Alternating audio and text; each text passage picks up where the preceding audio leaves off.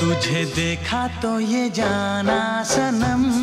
বলিউডের কালজয়ী সিনেমা দিলওয়ালে দুলহানিয়া লে যায়েঙ্গে দর্শক হৃদয় জয় করা সিনেমাটিতে জুটি বেঁধেছিলেন শাহরুখ খান ও কাজল। সেই সর্ষে ক্ষেত, রাহুল সিমরানের বিরহ থেকে এক হওয়া এই সবকিছুই যেন একটা সময়ে নতুন ভালোবাসার সংজ্ঞা তৈরি করেছিল। বিশেষ করে সিনেমাটি নিয়ে তরুণ প্রজন্ম বুঝছিলেন। 1995 সালের 20 অক্টোবর মুক্তি পায় সিনেমাটি। এখনো প্রেমের সিনেমার সেরা উদাহরণ দিলওয়ালে দুলহানিয়া লে যায়েঙ্গে। প্রায় 30 বছর পেরিয়ে গেলেও এই ছবির প্রতি দর্শকের ভালোবাসা একটুও ম্লান হয়নি।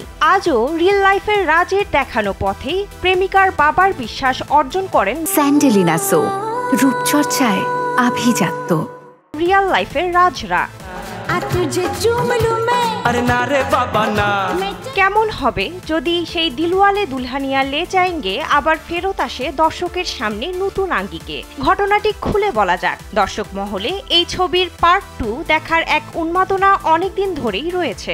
ভক্তরা দীর্ঘদিন ধরেই দেখতে চাইছেন ঠিক কি হলো রাজ আর সিমরানের ট্রেনে চড়ে চলে যাওয়ার পর। দিলওয়ালে দুলহানিয়া লে যায়েঙ্গে পার্ট 2 প্রসঙ্গে এবার প্রতিক্রিয়া জানালেন ছবির সিমরান, কাজল।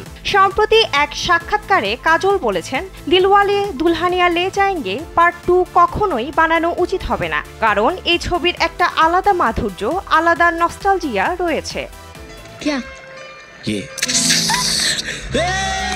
কাজল আরও বলেন, এই সিনেমার সিকুয়েল বানানোর কোনো দরকার নেই। ট্রেনে করে রাজ আর সিমরানের চলে যাওয়ার পর ঠিক কি হলো তা না দেখানোতেই এই ছবির একটা আলাদা চমক রয়েছে, তাই সেটা যেমন আছে তেমনই রাখা উচিত। বিনোদন ডেস্ক, কালবেলা।